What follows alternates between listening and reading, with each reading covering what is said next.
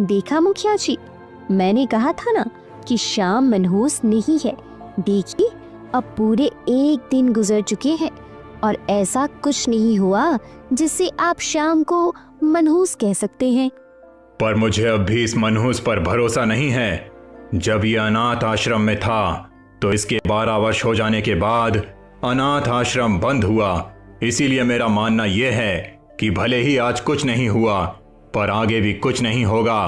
क्या आप ये दावे के साथ कह सकती हैं?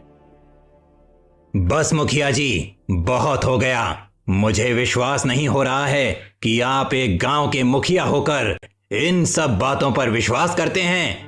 आप भला किसी को भी मनहूस कैसे कह सकते हैं? और इसने तो मेरी पुत्री की जान बचाई है। चाहे कुछ भी हो जाए, मैं इसे मनहूस कभी नहीं मानने वाला। पर महाराज, आप बात को समझ नहीं रहे हैं। दोनों के बीच बहस चल ही रही थी कि अचानक से एक सैनिक आता है और कहता है, अनर्थ हो गया महाराज, अनर्थ हो गया। अनर्थ हो गया? क्या अनर्थ हो गया? महाराज, किसी चोर ने राजमहल के राजकोष से बहुत सारा धन चुरा लिया महाराज। ये क्या बोल रहे हो? भला इतने सैनिकों के होते हुए कोई राजकोष को हाथ भी कैसे लगा सकता है?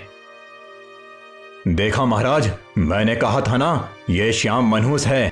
अब हो गया ना साबित। जिस राजकोष को कोई हाथ लगाने के बारे में सोच भी नहीं सकता, उसी राजकोष की चोरी हो गई, वो भी तब जब श्याम आपके राजमहल में आया।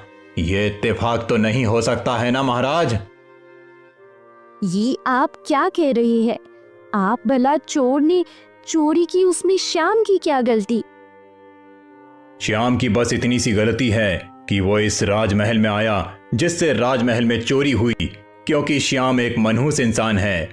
वो जहां भी जाता है वहां कुछ ना कुछ बुरा अवश्य होता है। आप ये समझ नहीं पा रही हैं। मैं ये बात मानना तो नहीं चाहता हूं, पर ये सारी घटनाएं इसी तरफ इशारा कर रही हैं कि श्याम एक मनहूस है। पिताजी, आप भी? माफ करना पुत्री, पर मुखिया जी उचित कह रहे हैं। अगर श्याम मनहूस नहीं है तो इसके आने के बाद ही राजकोष की चोरी क्यों हुई? इसके आने से पहले क्यों नहीं? हो सकता है कि ये बस एक इत्तेफाक हो और कुछ नहीं। जो भी हो, पर हम और खतरा नहीं उठा सकते। श्याम, तुमने हमारी पुत्री के प्राण बचाए हैं।